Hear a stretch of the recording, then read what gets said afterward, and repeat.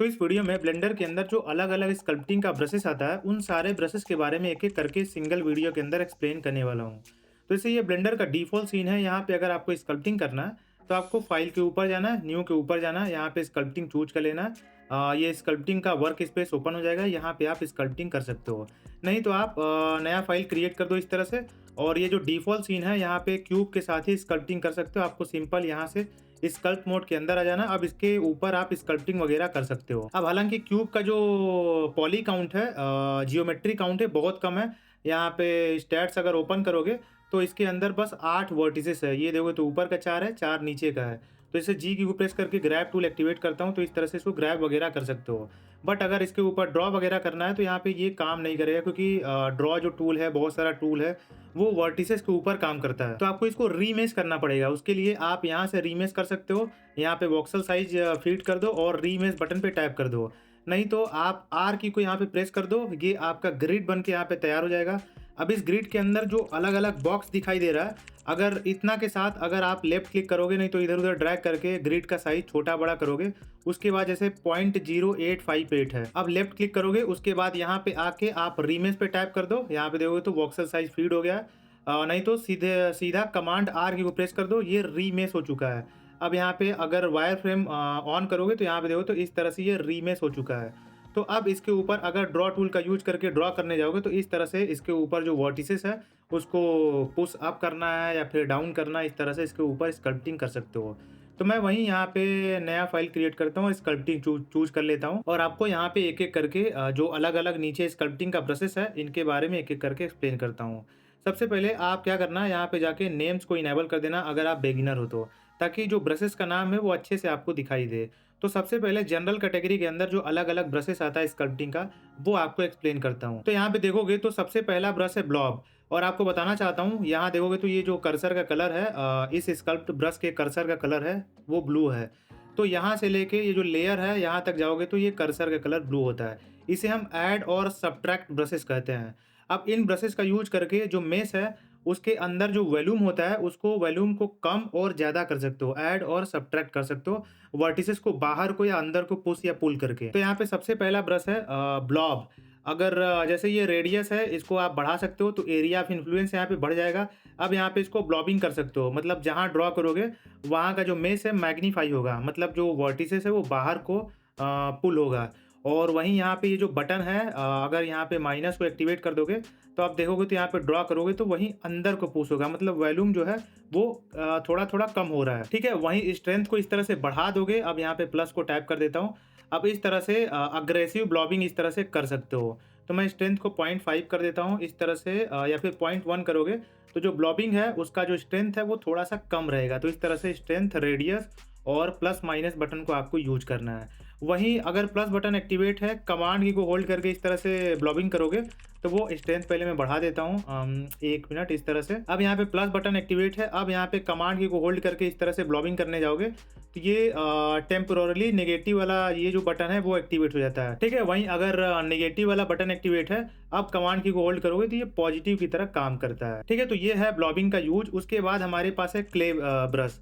Clay brush का use करके जैसे किसी चीज़ के ऊपर आप सॉफ्ट क्ले यानी कि मिट्टी का एक लेयर बिछा रहे हो, उस तरह से ये काम करता है। देखोगे तो यहाँ पे इस तरह से ये काम करता है। ठीक है, वहीं उसके बाद है क्ले स्ट्रिप। अब क्ले स्ट्रिप ब्रश का यूज करके जो स्मूथ क्ले आप बिछा रहे थे क्ले का यूज करके, उसके जगह शार्पर स्क्वायर शेप में इस तरह से क्ले का जो पट्टी है, जो स्ट्रिप है, इस तरह से किसी मेश के ऊपर आप बिछा सकते हो। और यहाँ पे जैसे कोई भी ब्रश यूज कर रहे हो, यहाँ पे प्रॉपर्टीज पैनल के अंदर ये जो टूल्स वाला सेक्शन है, इसको ओपन कर दोगे तो यहाँ पे देखोगे तो यहाँ पे कुछ ब्रश का सेटिंग है। जैसे ये ब्रश है, यहाँ पे सेटिंग चेंज हो जाएगा, ये ब्रश है, यहाँ पे सेटिंग चेंज हो जाएगा। तो इसको आप देखते रहना। अगर आप बिगिनर हो तो इसको हमेशा ओपन करके यहाँ पे ब्रश को यूज करना है यहाँ पे मेश के ऊपर। तो यहाँ पे क्ले स्ट्रिप के अंदर देखोगे तो ये जो टिप राउंडनेस है, तो अब यहाँ पे जैसे टिप राउंडनेस को मैं 0 कर देता हूँ। अब यहाँ पे देखो तो टिप जो है पूरी तरह से स्क्वायर शेप में आपको दिखाई देगा। वहीं अगर टिप राउंडनेस को मैं 1 कर दूंगा तो यहाँ पे देखो तो जो आपका सर्कुलर शेप है, पूरी तरह से राउंड आपका जो टिप है, इस तरह से इस क्ले स्ट्रिप ब्रश का यूज करके जो मिट्टी का पट्टी है वो इस तरह से किसी मेश के ऊपर बिछा सकते हो। उस तरह से ये काम करता है बेसिकली। उसके बाद है हमारे पास क्ले थंब। अब जैसे सपोज करो मिट्टी के ऊपर जब आप अपना थंब इधर-उधर प्रेस करोगे, तो ये उस तरह से उसी चीज़ को सिमुलेट करता है। यानी कि जो वर्टिसेस है उसको कर्सर के अलोंग पुश करता है अंदर को और साइड में इस तरह से पुश करता है। ऐसा लग रहा है कि हम अपना जो थंब है इस मेश के ऊपर इस तरह से इधर-उधर पुश कर रहे हैं। वहीं इस तरह से इसका जो रेडियस है बढ़ा के इस तरह से यहाँ पे आप नोटिस कर सकते हो। उसके बाद हमारे पास इसको अंडू कर देता हूँ और रेडियस को थोड़ा-सा कम कर देता हूँ। क्रीज पॉलिश है, तो अगर आपको सॉफ्ट पिंचिंग इफेक्ट क्रिएट करना है तो देखो तो यहाँ पे ज्योमेट्री अंदर को इस तरह से पिंच हो रहा है और सॉफ्टनेस के साथ पिंच हो रहा है, तो इस ब्रश का यूज़ कर सकते हो। वहीं इसी चीज़ को शार्प पिंचिंग करना है, तो इसको आप यूज़ कर सकते हो। देख रहे हो तो यहाँ पे शार्प पिंचिंग हो रहा है अंदर को। वहीं अगर प्लस बटन को एक्टिवेट कर दोगे तो इस तरह से बाहर को यही जो पिंचिंग है वो बाहर को इस तरह से काम करता है। उसके बाद हमारे पास है ड्रॉ ब्रश। अब ये देखोगे तो जो वर्टिसेस है उसको बाहर को इस तरह से पुल करता है और नेगेटिव को या फिर कमांड की को होल्ड करके इस तरह से ड्रॉ करोगे तो अंदर को वर्टिसेस को पुश डाउन करता है, यानी कि वॉल्यूम को कम करता है इस मेश के अंदर से। उसके बाद हमारे पास है ड्रॉ शार्प नाम का ब्रश। ये ड्रॉ की तरह ही काम करता है, बट फॉल ऑफ के अंदर जाओगे यहाँ पे या फिर यहाँ से देखोगे तो यहाँ पे शार्पर रहता है। वहीं इसको अगर एक्टिवेट करोगे तो यहाँ पे जो फॉल ऑफ है बाय डिफ़ॉल्ट स्मूथ रहता है। बाय द वे यहाँ भी आप सेटिंग चेंज कर सकते हो इसी ब्रश के साथ। बट ब्लेंडर क्या है कि अलग-अलग ब्रश है, अलग-अलग सेटिंग के साथ पहले से दिया है ताकि जो बिगिनर है वो भी आसानी से स्कल्पटिंग कर सकें। तो यहाँ पे वहीं ड्रॉ की तरह है, थोड़ा-सा इस तरह से शार्प ड्राइंग है और अगर प्लस को एक्टिवेट करोगे तो ऊपर को इस तरह से शार्प ड्राइंग कर सकते हो आप किसी मेश के ऊपर। उसके बाद हमारे पास है इन्फ्लेट और डिफ्लेट। यहाँ पे प्लस बटन एक्टिवेट है, यानी कि इसको इन्फ्लेट कर सकते हो। बाहर को जो इस मेश का जो कई सारा फेसेस है, तो यहाँ पे मैं क्या करता हूँ, ये जो वायर फ्रेम है इसको इनेबल करता हूँ। तो यहाँ पे देखो तो जो कई सारा फेसेस है वो अपने नॉर्मल डायरेक्शन के ऊपर इस तरह से बाहर को इन्फ्लेट होगा। वहीं माइनस को या फिर कमांड की को होल्ड करके इस तरह से ड्रॉ करोगे तो अंदर को यानी कि डिफ्लेट होगा। अब ये जो नॉर्मल है, मैं जैसे एडिट मोड के अंदर आ जाता हूँ, यहाँ पे आप जाओगे यहाँ पे तो ये जो आप नॉर्मल्स है, तो ये देखोगे तो डिस्प्ले नॉर्मल्स है, तो ये फेस नॉर्मल्स इसको इस तरह से आप डिस्प्ले करा सकते हो। तो यहाँ पे देखो तो मैं क्या करता हूँ कि ऑब्जेक्ट मोड के अंदर आता हूँ और सीन के अंदर एक क्यूब इस तरह से ऐड करता हूँ। अब इसको एक्स एक्सिस के ऊपर इस तरह से मूव कर देता हूँ और इसी को सेलेक्ट करके एडिट मोड के अंदर आ जाता हूँ। अब यहाँ पे जो नॉर्मल्स है, आपको फेस का नॉर्मल दिखाई दे रहा है? अगर नहीं दे रहा है तो यहाँ से जाके इसका साइज आप इस तरह से बढ़ा सकते हो। अब आपको दिखाई दे रहा है? अब जैसे फेस सिलेक्शन मोड के अंदर आ जाता हूँ, इस फेस को सेलेक्ट करता हूँ। अब इसको मैं थोड़ा-सा रोटेट करता हूँ। तो यहाँ पे देखो जो-जो फेस जिधर को रोटेट हुआ है उसका इस तरह से नॉर्मल चेंज हुआ है। यानी कि इस फेस का डायरेक्शन जो है वो इधर को है। इसका जो है इधर को है, इसका जो डायरेक्शन है वो इधर को है। तो इसको हम फेस नॉर्मल्स बोलते हैं। तो मैं वापस से आ जाता हूँ स्कल्प मोड के अंदर इस तरह से, ठीक है? और यहाँ पे देखो तो आउटलाइनर के अंदर ये क्यूब एक्टिवेट है, तो इसके ऊपर स्कल्पटिंग करने जाओगे तो काम नहीं करेगा। तो आप यहाँ पे आउटलाइनर के अंदर यहाँ पे ये जो आपका कहाँ गया क्वाड स्फीयर है, यहाँ पे आपको क्लिक कर देना है। ये एक्टिवेट हो गया। अब इसके ऊपर ड्रॉ कर सकते हो, नहीं तो वापस से क्यूब के ऊपर सेलेक्ट कर रहा हूँ। आप एक और काम कर सकते हो, इसके ऊपर कर्सर लेके जाओ और ऑप्शन प्लस क्यू की को प्रेस करो। इस तरह से इसके ऊपर आप स्विच हो जाओगे। वहीं अगर आपके पास विंडोज बेस्ड कंप्यूटर है तो ऑप्शन की जगह अल्ट की को आप यूज कर सकते हो। ठीक है, तो वहीं इन्फ्लेट और डिफ्लेट काम करता है। वो जो किसी में इसके ऊपर इस तरह से ड्रॉ करोगे तो जहाँ ड्रॉ करोगे उसके अंदर जो फेसेस आएगा, वर्टिसेस आएगा, वो अपने नॉर्मल डायरेक्शन के ऊपर बाहर को या अंदर को इन्फ्लेट और डिफ्लेट होता है। उसके बाद मैं इसको अंडू करता हूँ। अब ये लेयर ब्रश है। अब एक फिक्स हाइट के ऊपर लेयर आपको बिछाना है, तो इस ब्रश को हम यूज करते हैं। जैसे इस तरह से ये काम करता है। मैं क्या कर रहा हूँ, यहाँ पे वायर फ्रेम को डिसेबल कर देता हूँ। तो इस तरह से ये लेयर ब्रश काम करता है। और एक और चीज़ आपको बताना चाहता हूँ, इसका जो टूल प्रॉपर्टीज पैनल के अंदर टूल वाला सेक्शन ओपन करोगे तो यहाँ पे आपको एक हाइट दिखाई देगा। हाइट को आप बढ़ा सकते हो। तो जो लेयर है उसका हाइट थोड़ा-सा बड़ा आपको दिखाई देगा इस तरह से। वहीं मैं हाइट को क्या कर देता हूँ, प पॉइंट 1 कर देता हूँ और लेयर का जो साइज़ है इस तरह से है। एक चीज़ मैं आपको बताना चाहता हूँ कि जैसे इस तरह से लेयर आप ड्रॉ कर दिए, वापस से लेयर के ऊपर ही एक और लेयर ड्रॉ करने जाओगे सेम हाइट का, तो वहाँ पे देखो तो लेयर के ऊपर लेयर ड्रॉ हो रहा है। वहीं अगर आप चाहते हो कि इस लेयर के ऊपर लेयर ड्रॉ ना हो, वहीं कहीं और ड्रॉ करो आप, तो वहाँ पे ड्रॉ हो। तो आप क्या कर सकते हो कि यहाँ पे सेट परसिस्टेंट इसको इनेबल करके इसके ऊपर टैप कर सकते हो। अब एक परसिस्टेंट का बेस यहाँ पे सेट हो गया। अब इस तरह से इसको ड्रॉ करोगे, उसके बाद एक और लेयर यहाँ पे क्रिएट करोगे, तो जो लेयर पहले से क्रिएट है उसके ऊपर से दूसरा लेयर होके नहीं जाएगा। अब इसको मैं अंडू करता हूँ और अब यहाँ पे देखो तो ये आपका ऐड और सब्ट्रैक्ट ब्रश मैंने आपको बता दिया। अब यहाँ पे इसको यहाँ से लेके फिल डीपेन से लेके ये जो ट्रिम तक ब्रश है, इसका जो कर्सर है वो रेडिश या फिर ऑरेंजिश काइंड ऑफ है। इसको हम बोलते हैं कॉन्ट्रास्ट ब्रश। कॉन्ट्रास्ट यानी कि जो किसी मेश के ऊपर जो सरफेस है वहाँ पे लो और हाई के बीच में जितना ज़्यादा डिफरेंस है उतना उतना ज़्यादा कॉन्ट्रास्ट है। तो यहाँ पे देखो तो ये आपका लो हो गया, ये हाई हो गया, तो यहाँ पे ज़्यादा कॉन्ट्रास्ट है। वहीं ब्लॉब का यूज करके थोड़ा सा इस तरह से क्रिएट कर देता हूँ, तो यहाँ पे देखो तो कम कॉन्ट्रास्ट है, यहाँ पे हाई है, ये लो है, तो उसी को हम कॉन्ट्रास्ट बोलते हैं। तो हाई और लो को अगर आप अल्टर करना चाहते हो, चेंज करना चाहते हो, जैसे फ्लैट करना चाहते हो, स्मूथ करना चाहते हो, तो वहाँ पे हम इन कॉन्ट्रास्ट ब्रशेस का यूज करते हैं। तो यहाँ पे सबसे पहले है फिल और डीपेन। तो यहाँ पे अगर प्लस एक्टिवेट है तो फिल कर सकते हो, माइनस एक्टिवेट है तो डीपेन कर सकते हो। फिल यानी कि जैसे मान लो जो आपका अब जैसे ये आपका मेस है, यहाँ पे इधर का एरिया ज़्यादा है, मतलब उठा हुआ है, इधर का अंदर को है, तो इसको आप फिल कर सकते हो इस ब्रश का यूज करके इस तरह से। वहीं कमांड की को होल्ड करके जैसे मान लो ये वाला जो एरिया है ये बाहर को निकला है, तो इसको आप थोड़ा सा अंदर को कर सकते हो ताकि इस लेयर से मैच कर सके। तो कमांड की को होल्ड करके इस तरह से इसको डीपेन कर सकते हो। वहीं यहाँ पे देखो तो फ्लैटन और कॉन्ट्रास्ट है, तो अगर आपको फ्लैट करना है तो आप इसको यूज कर सकते हो। जैसे ये जो आपका लेयर है इसको फ्लैट करना है तो इसको यूज कर सकते हो। वहीं कॉन्ट्रास्ट अगर कमांड की को होल्ड करोगे तो यहाँ पे देखो तो, और ये पहले से कॉन्ट्रास्ट है, जैसे यहाँ पे बढ़ाना है तो कमांड की को होल्ड करके अगर और कॉन्ट्रास्ट बढ़ाना है, मतलब लो और हाई के बीच में जो डिफरेंस है उसको और ज़्यादा करना है, तो इसका यूज कर सकते हो। उसके बाद हमारे पास है प्लेटो नाम का ब्रश। अब यहाँ पे देखो तो ये फ्लैटन की तरह ही काम करता है, जो सरफेस को फ्लैट करता है बट एक लॉक ओरिएंटेशन के अंदर करता है, अंतर्गत करता है। जैसे मान लो यहाँ पे मैं इस जो मैंने ड्रॉ टूल का शायद यूज करके इसको ड्रॉ किया है, तो यहाँ पे देखो तो ये जो कर्सर है, जो सर्किल है कर्सर के राउंड, वो देखो तो इस तरह से फ्लैट है। यहाँ पे देखो तो थोड़ा सा एंगल में है, तो यहाँ पे जो एंगल में है उसी एंगल से ये लॉक हो जाएगा जब ड्रॉ करने जाओगे तो। अब उसी एंगल पे इस तरह से इसको फ्लैट कर सकते हो प्लेटो ब्रश का यूज करके। वहीं यहाँ पे देखो तो जो सर्किल है, वो साइड में जो सर्किल है उस तरह से फ्लैट दिखाई दे रहा है, तो इस तरह से ये लॉक ओरिएंटेशन है, इस तरह से इसको फ्लैट कर सकते हो। तो इस तरह से हम प्लेटो ब्रश का यूज करते हैं। उसके बाद हमारे पास है स्क्रैप मल्टीप्लेन नाम का ब्रश। अब यहाँ पे देखो तो जैसे ये शो कर्सर प्रीव्यू है, इसको अगर डिसेबल कर दोगे तो आपको कर्सर नहीं दिखाई देगा। वहीं इसको इनेबल करोगे तो एक प्लेन कर्सर आपको दिखाई देगा जैसे ही ड्रॉ करने जाओगे तो। अब इस प्लेन का एंगल आप यहाँ से डिसाइड कर सकते हो। जैसे सपोज करो मैं यहाँ पे एंगल के अंदर 45 डिग्री फीड कर देता हूँ। अब यहाँ पे ये जो प्लेन है वो 45 डिग्री के एंगल पे इस तरह से बनेगा और इस तरह से स्क्रैप करता जाएगा जहाँ भी आप ड्रॉ करोगे तो। वहीं अगर डायनेमिक मोड अनचेक कर दोगे तो जो डायनेमिकली एंगल को एडजस्ट कर रहा था सरफेस के अप्स एंड डाउन के हिसाब से, वो डायनेमिकली एडजस्ट नहीं करेगा। आप कॉन्टिन्यूस ये 45 जो भी एंगल यहाँ पे सेट करोगे वो कॉन्टिन्यूस यहाँ पे 45 डिग्री का एंगल मेंटेन करके स्क्रैप करता जाएगा। तो इस तरह से हम स्क्रैप मल्टीप्लेन ब्रश को यूज करते हैं।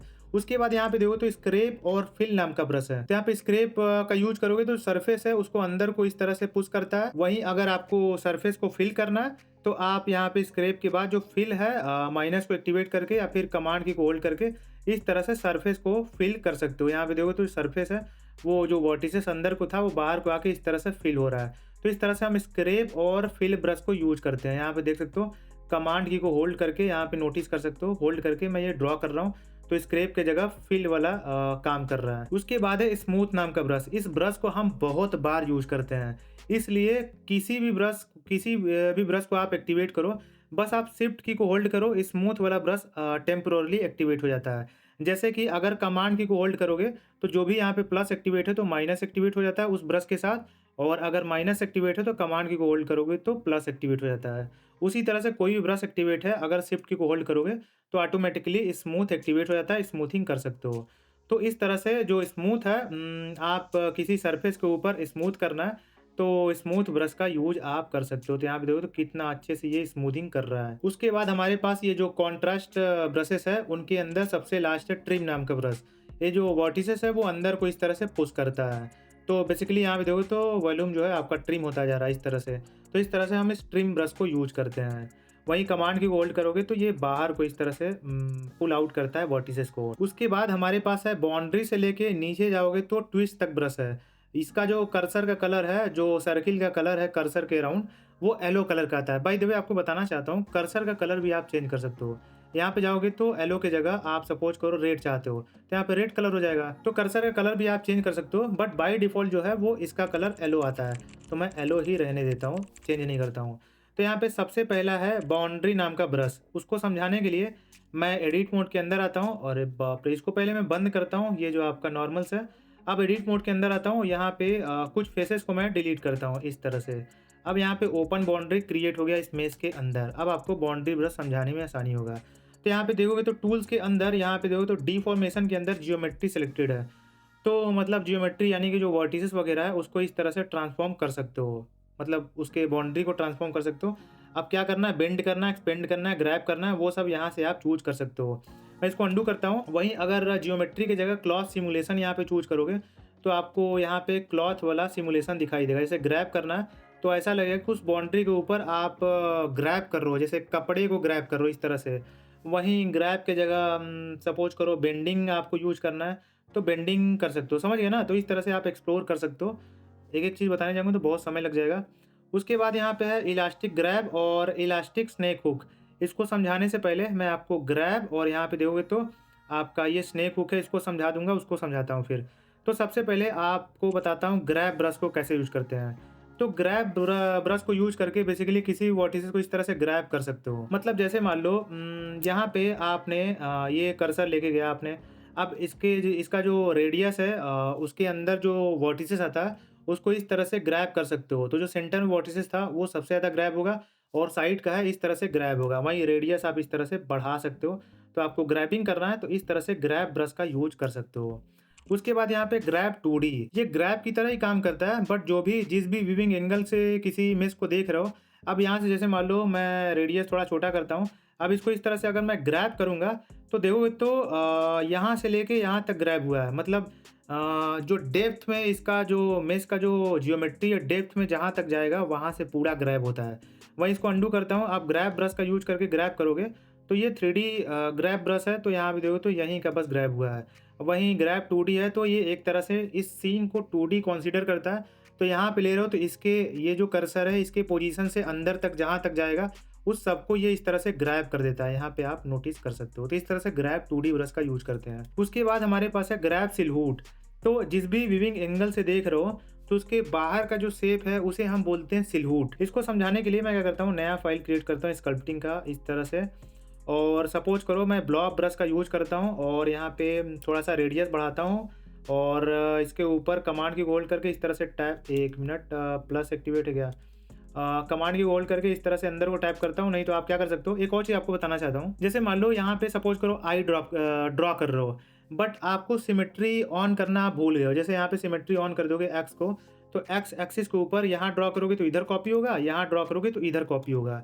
वहीं अगर भूल गए आप, इधर ड्रॉ कर दिया आपने बट उसको सिमेट्राइज करना है आपको, तो इसके अंदर चले जाओ। यहाँ पे देखो तो ये देखो तो प्लस एक्सिस है, प्लस एक्स, यहाँ पे नेगेटिव एक्स।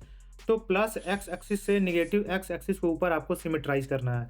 तो इसके अंदर चले जाओ, यहाँ पे सिमेट्राइज के अंदर चले जाओ, प्लस एक्स से नेगेटिव एक्स चूज कर लो, सिमेट्राइज पे टैप करो, ये सिमेट्राइज हो गया। अब यहाँ पे थोड़ा सा और अंदर कर देता हूँ, सिमेट्री तो ऑन है। अब यहाँ पे नीचे जाता हूँ, ये जो ग्रैब सिलहूट है मैं नेम्स को इस तरह से इनेबल कर देता हूँ। अब ये जो ग्रैब सिलहूट ब्रश है, जैसे मान लो इसको आप चेंज करोगे इस तरह से, तो यहाँ पे आई के ऊपर कोई भी फर्क नहीं पड़ेगा। यहाँ पे देखोगे तो इस तरह से चेंज करोगे तो।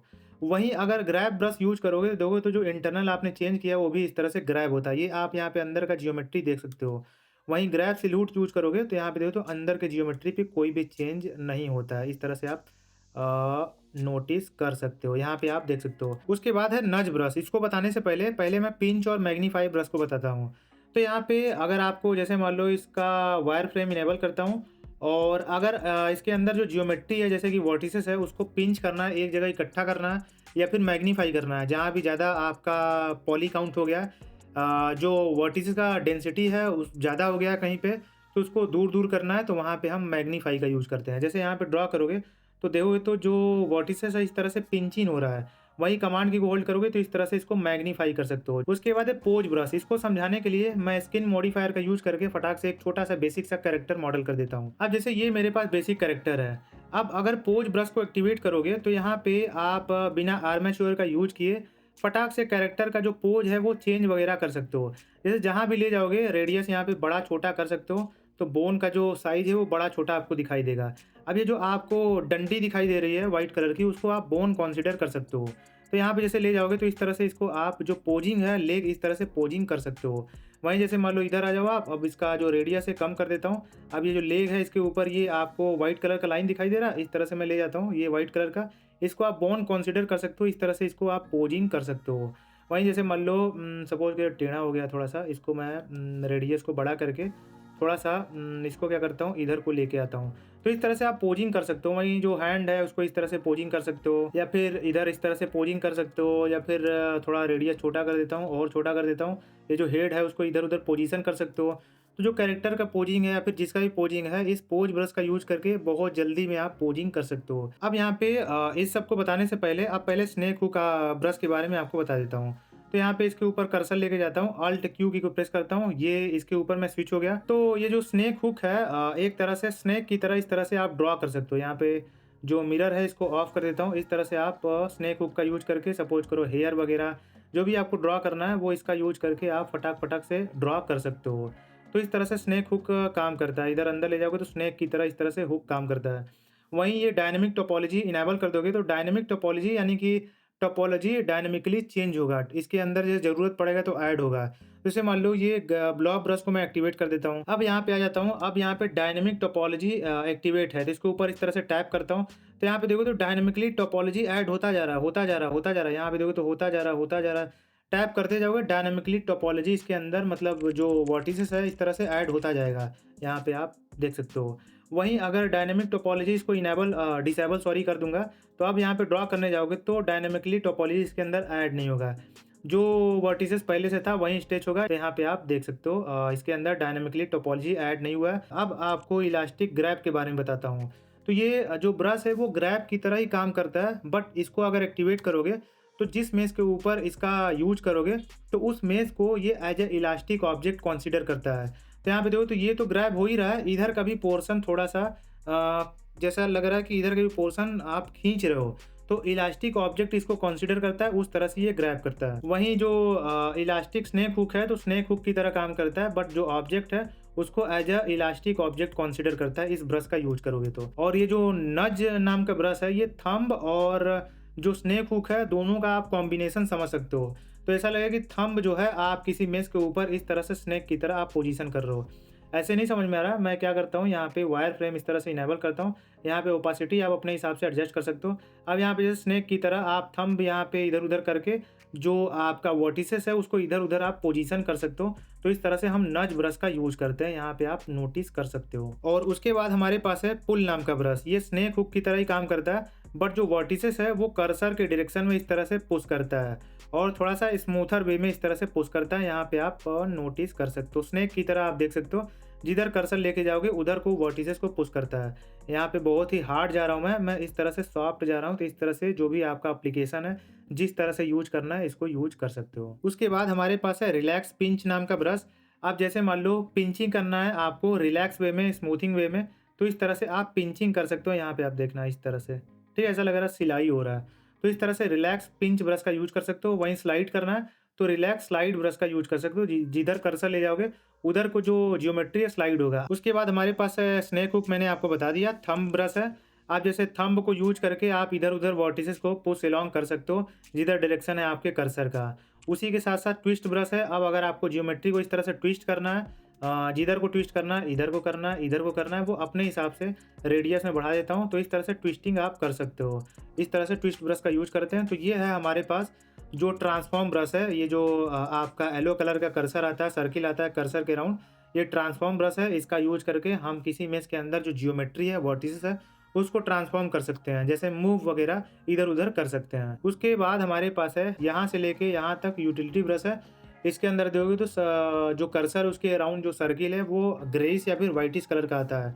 जैसे डेंसिटी है, अब कहीं आपका कम डेंसिटी है तो उसको बढ़ा घटा सकते हो। इस तरह से देखोगे तो डेंसिटी का काउंट है, जो वर्टेक्स काउंट है, इस तरह से बढ़ता और घटता है। तो इस तरह से डेंसिटी ब्रश का हम यूज करते हैं। उसके बाद है इरेज मल्टी रेस डिस्प्लेसमेंट। इसको समझाने के लिए सबसे पहले मैं क्या करता हूँ कि नया फ़ाइल क्रिएट करता हूँ इस तरह से। अब यहाँ पे इसको मैं क्या करता हूँ 5 गुना बड़ा करता हूँ, इसके ऊपर स्केल अप्लाई करता हूँ और मैं क्या करता हूँ कि चला आता हूँ स्कल्प मोड के अंदर। अब आर की प्रेस करता हूँ, थोड़ा-सा 1 मिनट आर की प्रेस करता हूँ और इसको थोड़ा-सा बॉक्स का साइज़ मैं बढ़ाता हूँ, सपोज़ करो 0.5 कर देता हूँ और कमांड आर ये रीमेश हो चुका है। यहाँ पे आप वायर फ्रेम इनेबल करके देख सकते हो। यहाँ पे 0.3 कर देता हूँ। अब यहाँ पे सबसे पहले मैं फ्लोर को और एक्सिस को इस तरह से डिसेबल कर देता हूँ। ठीक है? अब अच्छे से आपको दिखेगा। अब यहाँ पे ये ज्योमेट्री काउंट है। अब मैं क्या करता हूँ क्ले स्ट्रिप ब्रश का यूज़ करता हूँ और थोड़ा-सा रेडियस बढ़ाता हूँ। इस तरह से एक क्ले का जो पट्टी है मैं यहाँ पे बिछा देता हूँ। अब यहाँ पे मॉडिफायर के अंदर जाता हूँ और मल्टी रिज़ॉल्यूशन मॉडिफायर इसके ऊपर ऐड करता हूँ और यहाँ पे सब डिवाइड 1 बार 2 बार यहाँ पे टैप कर देता हूँ। 2 लेवल का यहाँ पे सब डिवीज़न अप्लाई हो गया है। अब इसी क्ले स्ट्रिप ब्रश का यूज़ करके मैं यहाँ पे एक और यहाँ पे स्ट्रिप क्रिएट करता हूँ इस तरह से।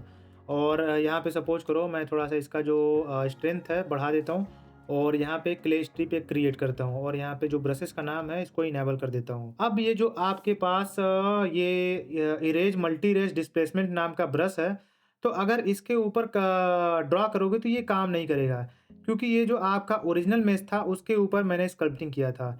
वहीं मल्टी रिज़ॉल्यूशन अप्लाई करने के बाद ये जो आपने क्ले स्ट्रिप ब्रश का यूज़ करके स्कल्पटिंग किया है, अब इसको अगर आपको इरेज करना है तब हम इस ब्रश का यूज़ करते हैं। मतलब किसी मेश के ऊपर अगर मल्टी रिज़ॉल्यूशन मॉडिफायर का यूज़ करके उसको सब डिवाइड किए हो, उसके अंदर ज्योमेट्री को ऐड किए हो, उसके बाद किसी ब्रश का यूज़ करके उसके ऊपर स्कल्पटिंग किए हो, तो उसको आपको इरेज करना है तो वहाँ पे हम erase multires displacement brush का यूज़ करते हैं।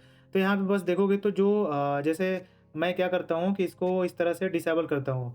तो यहाँ पे देखो तो वो clay strip multi resolution modifier के ऊपर अप्लाई था। वहीं इसको इनेबल करोगे तो वो वापस से जो ब्रश आपने यूज़ करके स्कल्पटिंग किया था वो वापस से यहाँ पे आ जाएगा।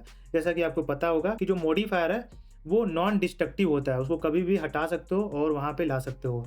उसी तरह से ये जो आपको इसको थोड़ा-सा अंडू करता हूँ, उसी तरह से जनरल कैटेगरी के अंदर आता हूँ और यहाँ पे जो स्मीयर मल्टी रेज डिस्प्लेसमेंट है, जो मल्टी रिज़ॉल्यूशन मॉडिफायर का यूज़ करके जो भी आप ब्रश का यूज़ करके ड्रॉ किए हो, स्कल्प्ट किए हो, तो उसको आप स्मीयर करना चाहते हो, इधर-उधर करना चाहते हो, तो इस स्मीयर मल्टी रेज डिस्प्लेसमेंट का यूज़ कर सकते हो। वहीं इसके ऊपर करोगे तो कोई भी काम नहीं करेगा। तो इस तरह से हम इन ब्रशेज़ का यूज़ करते हैं। वापस से नया फ़ाइल क्रिएट करता हूँ, स्कल्पटिंग चूज़ करता हूँ और यहाँ पे नाम को इनेबल कर देता हूँ और जनरल कैटेगरी के अंदर आता हूँ। अब यहाँ पे देखोगे तो आपके पास है फेस सेट पेंट। अगर आपको फेस सेट पेंट करना है, जैसे मान लो यहाँ पे आपने एक पेंट कर दिया और यहाँ पे रेडियस बढ़ा के यहाँ पे आपने पेंट कर दिया और वापस इसके ऊपर पेंट करोगे तो वो पेंट हो जाएगा। वहीं इसको एक्सटेंड करना चाहते हो तो इसके ऊपर कर्सर लेके जाओ, कमांड की होल्ड करो, इस तरह से पेंट कर सकते हो, इसको एक्सटेंड कर सकते हो। अब ये बेसिकली फेस सेट जो पेंट है वो इसका यूज करके आप बहुत कुछ कर सकते हो। जैसे मान लो इसको मैंने फेस सेट पेंट कर दिया, तो यहाँ पे आप क्या कर सकते हो, फेस सेट के अंदर चले जा सकते हो। अब यहाँ पे एक्सट्रूड फेस सेट चूज कर लो और जिस भी फेस सेट के ऊपर टैप करोगे, अब वो जो है इस मेश से आइसोलेट हो चुका है। आप ऑब्जेक्ट मोड के अंदर आ गए, यहाँ पे आप देख सकते हो। वहीं मैं अंडू करता हूँ यहाँ पे और इसको सेलेक्ट करता हूँ और फेस सेट पेंट का यूज करके थोड़ा-सा यहाँ पे इस तरह से 1 मिनट इस तरह से पेंट करता हूँ। वहीं जैसे इसको ग्रो करना है तो फेस सेट के अंदर आ जाओ, यहाँ पे ग्रो के ऊपर जाओ और इसको टैप करोगे तो ये ग्रो हो जाएगा। वापस से जैसे श्रिंक करना है तो इसके ऊपर टैप करोगे तो ये थोड़ा-सा श्रिंक हो जाएगा। वहीं मास्क के ऊपर चले जाओ आप और नीचे जाओगे तो mask from face sets boundary, तो जो फेस सेट का बाउंड्री है वहाँ पे मास्क क्रिएट हो जाएगा। अब मास्क क्रिएट हो गया तो उसके ऊपर कोई भी टूल और ब्रश का यूज़ करोगे तो वो काम नहीं करेगा। जैसे मान लो यहाँ पे मैं ड्रॉ ब्रश का यूज़ करता हूँ, यहाँ पे स्ट्रेंथ को मैं 1 कर देता हूँ। अब यहाँ पे ड्रॉ करने जाओगे सपोज़ करो इस तरह से, तो जहाँ मास्क वाला एरिया था वहाँ पे ये ब्रश काम नहीं करता। इस तरह से आप नोटिस कर सकते हो। तो जैसे आपको यूज़ करना है वैसे यूज़ कर सकते हो। अल्ट एम की को प्रेस करोगे, मास्क हट जाएगा। वहीं फेस सेट को हटाना है, यहाँ पे जाओगे face set from visible choose करोगे, वो फेस सेट भी यहाँ से गायब हो जाएगा। मैं इन सबको अंडू कर देता हूँ इस तरह से, यहाँ पे face set from visible, face set यहाँ से हट गया। उसके बाद हमारे पास है मास्क नाम का ब्रश। अगर आपको मास्क करना है, जैसे मान लो यहाँ पे आपने मास्क कर दिया, अब मास्क करने के बाद आपको क्या कर सकते हो कि जैसे मान लो क्या करो, कमांड आई को प्रेस करो, मास्क जो है इन्वर्ट हो जाएगा। अब ये पूरा मास्क है, ये अनमास्क है। अब सपोज करो आप मूव टूल का यूज़ कर लो। अब इसको इस तरह से बाहर को मूव कर दो, तो पता नहीं जैसे आपको यूज़ करना है इस मास्क टूल का यूज़ कर सकते हो, मास्क ब्रश का। मास्किंग वगैरह में ये काम आता है। वहीं यहाँ पे देखोगे तो मैं ऊपर आता हूँ, यहाँ पे देखोगे तो आपको यहाँ पे ये जो बॉक्स मास्क है इसके अंदर टाइप करके होल्ड करो, लासो मास्क है इसको इस तरह से एक्टिवेट करो। यहाँ पे अल्ट एम की को प्रेस करोगे तो मास्क हट जाएगा। अब इस लासो मास्क का यूज़ करके अपने हिसाब से शेप दे सकते हो मास्क को। अब यहाँ पे कमांड आई इन्वर्स हो गया। अब यहाँ पे मूव टूल यूज़ करो, चाहे जो भी यूज़ करना है वो आप यूज़ कर सकते हो इस तरह से। और चाहे तो आप मास्क टूल का मैं कमांड आई की को प्रेस करता हूँ। अब यहाँ पे अगर आप ड्रॉ करने जाओगे तो जहाँ-जहाँ मास्क वाला एरिया है वहाँ पे ड्रॉ नहीं होगा। तो इस तरह से आप मास्क टूल का यूज़ कर सकते हो। वहीं मास्क के साइड में स्मूथिंग करना है तो आप शिफ्ट की को होल्ड करके इस तरह से स्मूथ कर सकते हो मास्क को। 1 मिनट, ये ड्रॉ टूल एक्टिवेट है, मास्क को एक्टिवेट करके इस तरह से आप स्मूथिंग कर सकते हो। इस तरह से आप स्मूथिंग कर सकते हो। अब सपोज़ करो ड्रॉ टूल का यूज़ करके ड्रॉ करने जाओगे तो इस तरह से ये काम करता है, ठीक है। मास्क एरिया में ये ब्रश काम नहीं करेगा, बाकी सारे एरिया में काम करेगा। वहीं मास्क को आपको हटाना है तो कमांड की को होल्ड करोगे तो इस तरह से मास्क को 1 मिनट मास्क टूल को एक्टिवेट करके कमांड की को होल्ड करोगे तो इस तरह से मास्क आपका गायब होगा। नहीं तो यहाँ पे टैप कर दो, इस तरह से आप ड्रॉ कर सकते हो। अब ऑल्ट एम की को प्रेस करो, इस तरह से मास्क गायब हो जाएगा। नहीं तो आप एक और काम कर सकते हो, मास्क के अंदर चले जाओ, क्लियर मास्क, और इस तरह से मास्क आपका गायब हो जाएगा। और ये मैंने आपको बता दिया स्मीयर मल्टी रेज डिस्प्लेसमेंट। तो ये जनरल कैटेगरी के अंदर सारा ब्रश मैंने आपको एक्सप्लेन कर दिया। अब आता हूँ पेंट के अंदर। तो पेंट के अंदर ये बेसिकली टेक्सचर पेंटिंग नहीं है, ये वॉर्टेक्स पेंटिंग है। यहाँ पे जैसे मान लो पेंट हार्ट ब्रश को एक्टिवेट करता हूँ। अब यहाँ पे पेंट करोगे, यहाँ पे ब्लैक कलर एक्टिवेट है, ब्लैक कलर सेट है, तो ब्लैक कलर के यहाँ पे पेंटिंग हो रहा है। तो ये देखो तो वॉर्टेक्स के ऊपर यहाँ पे पेंट हो रहा है, ये देख सकते हो आप। इस तरह से वॉर्टेक्स पेंटिंग काम करता है। और यहाँ पे सपोज करो अंडू करता हूँ और यहाँ पे कलर जो है सपोज करो पहले वाले कलर के अंदर मैं रेड दे देता हूँ, तो रेड को 1 और ग्रीन और ब्लू को 0 कर देता हूँ। और दूसरे के अंदर सपोज करो मैं ग्रीन को 1 रहने देता हूँ, रेड और ब्लू को 0 कर देता हूँ, तो ये प्रॉपर रेड और प्रॉपर ग्रीन कलर हो गया। तो अगर इस तरह से ड्रॉ करोगे तो ये रेड कलर का ड्रॉ होगा। वहीं अगर कमांड की को होल्ड करके ड्रॉ करोगे तो ये ग्रीन कलर ड्रॉ होगा। अब मैं आपको एक और चीज़ बताना चाहता हूँ। ये देखो तो ये आपका कलर एट्रीब्यूट है, इसको मैं पहले हटा देता हूँ। और यहाँ पे जाओगे तो ऑब्जेक्ट डेटा प्रॉपर्टीज के अंदर ये कलर एट्रीब्यूट्स है। अब यहाँ पे स्कल्प मोड के अंदर पेंटिंग टूल का यूज करके जैसे ही किसी मिस के ऊपर पेंट करोगे तो यहाँ पे देखना कलर एट्रीब्यूट ऑटोमेटिकली यहाँ पे क्रिएट हो जाएगा। अब इस कलर को जो भी आपको पेंट करना है, यहाँ पे कलर चूज करो, पेंट करो इस तरह से। यहाँ पे कलर दूसरा चाहिए, सपोज करो आपको ब्लू कलर चाहिए, रेड कलर नहीं चाहिए, तो आप ब्लू कलर का पेंटिंग यहाँ पे कर सकते हो। अब वो सारा ये जो कलर है, जो वर्टेक्स के ऊपर कलर है, वो सारा इस कलर एट्रीब्यूट के अंदर स्टोर होता है। तो ये सारा ब्रश बताने से पहले मैं आपको बताना चाहता हूँ कि अगर आप मटेरियल प्रीव्यू के अंदर जाओगे तो वो कलर आपको दिखाई नहीं देगा, क्योंकि ये टेक्सचर पेंटिंग नहीं था, ये वर्टेक्स पेंटिंग था। तो उसके लिए आपको क्या करना पड़ेगा कि शेडिंग के अंदर जाना पड़ेगा और वो जो कलर एट्रीब्यूट है उसको इसके अंदर अटैच करना पड़ेगा। तो यहाँ पे शिफ्ट ए की को प्रेस करता हूँ और कलर एट्रीब्यूट यहाँ पे टाइप करता हूँ। 1 मिनट, ये नहीं, कलर एट्रीब्यूट यहाँ पे टाइप करता हूँ और यहाँ पे उसको चूज करना। ये कलर नाम का एट्रीब्यूट था। अब इसका जो कलर है उसको बेस कलर में ट्रांसफ़र कर देना। अब ये आपका दिखाई देगा। अब रेंडर के अंदर भी जाओगे तो ये चीज़ आपको दिखाई देगा। वहीं चाहो तो प्रिंसिपल बीएचडीएफ को डिलीट करके ये कलर डायरेक्ट सरफेस के ऊपर ट्रांसफ़र कर सकते हो, तब भी आपका दिखाई देगा।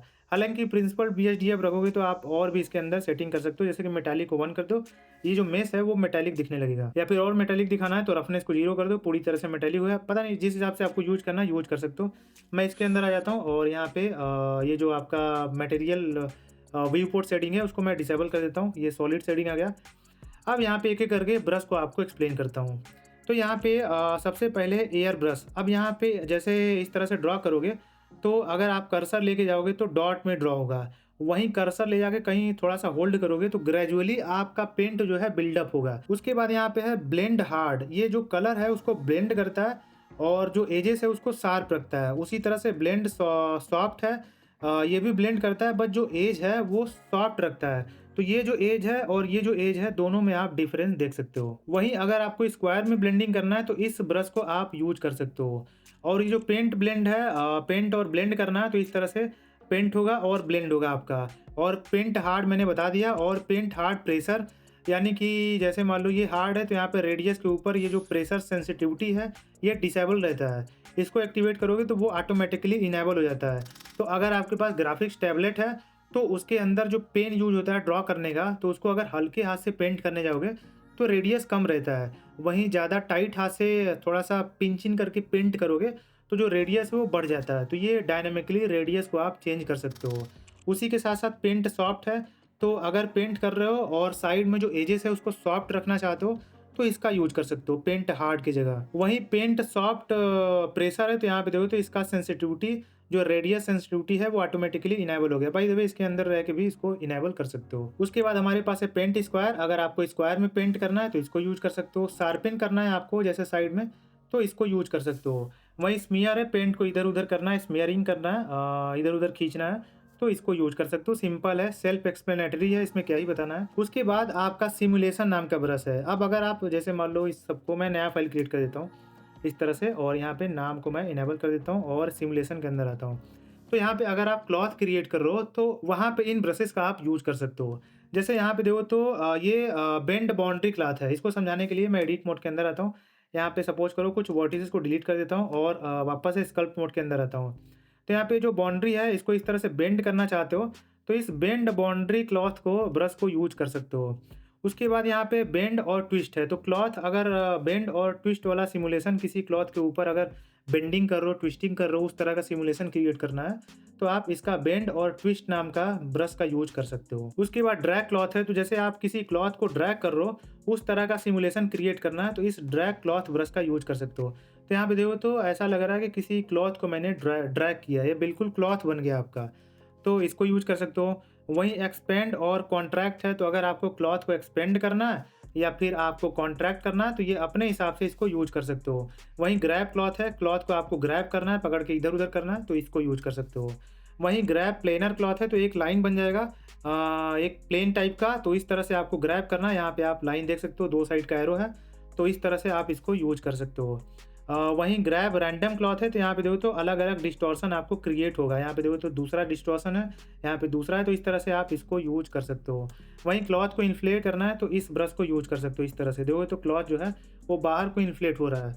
और वहीं पिंच और फोल्ड है, तो पिंच और फोल्ड वाला इफेक्ट क्रिएट करना है। जैसे पिंच हो रहा है एक जगह और फोल्ड हो रहा है, तो इस ब्रश का यूज़ कर सकते हो। वहीं पिंच पॉइंट क्लॉथ है, तो एक जगह देखो तो पिंच हो रहा है और एक जगह यहाँ पे पॉइंट हो रहा है सारा क्लॉथ, मतलब एक पॉइंट पे पिंचिंग हो रहा है। तो यहाँ पे जैसे बटन वगैरह जो भी आपको क्रिएट करना है, क्रिएट कर सकते हो।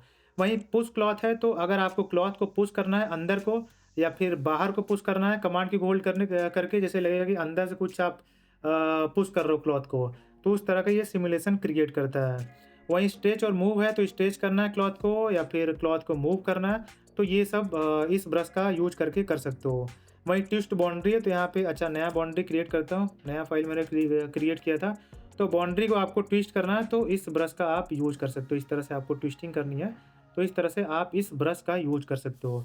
तो इस तरह से ब्लेंडर के अंदर जो अलग-अलग स्कल्पटिंग का ब्रशेस आता है, उसको हम ब्लेंडर के अंदर यूज़ करते हैं स्कल्प्ट करते टाइम।